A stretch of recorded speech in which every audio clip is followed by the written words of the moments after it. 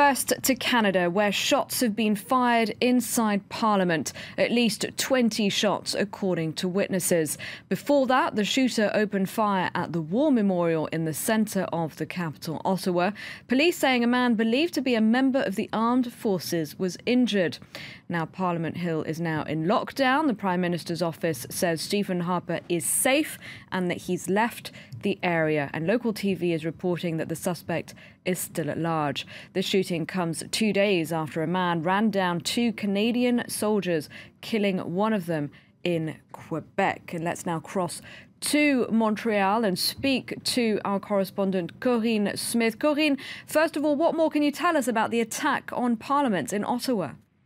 Well, the scene is still unfolding as we speak, and from what I can see, the images, it's a lot of chaos on the ground. There are dozens and dozens of SWAT team, police officer, heavily armed officers with police dogs combing the area around Parliament Hill and around the War Memorial. What you have to understand about this part of Ottawa is that it's a pretty tight perimeter and that it's only about 100 meters in total. So it's very unusual that they haven't been able to find the suspect, and at this point what we're hearing from police is that it's not sure whether there's one person or more than one person involved, given the range of shots that were reported being heard about an hour ago. Now, what I can tell you is that the Parliament Hill, as you said, is on lockdown. There are staff and politicians inside. They were doing their regular work. They've been told to not speak and to not put out anything in social media and just to stay inside and stay quiet for the moment.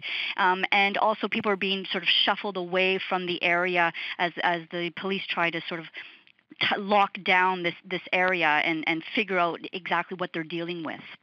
Now, of course, as I was saying before, this comes a couple of days after what might have been a terrorist attack in Quebec. What's the latest on the probe into what happened there? And I imagine it's making people very nervous.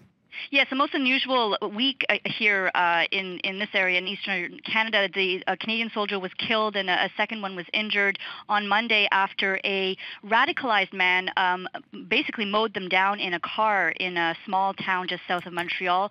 And then he was killed. He was shot and killed by police gunfire moments after that. It turns out the perpetrator was a local resident who had been radicalized in recent months, had connections to ISIS, and was actually on our federal terror watch list. His passport had been revoked out of concern that he would travel to Iraq or to Syria, and it's not clear yet at this moment in the investigation whether he was sort of a lone wolf or whether he was working with a larger network or group of people. And so it's, of course, too early to say whether there's any connection between that and between what's unfolding in Ottawa, but certainly most disturbing series of events. Thank you very much, Corinne, for bringing us up to date. Corinne Smith reporting.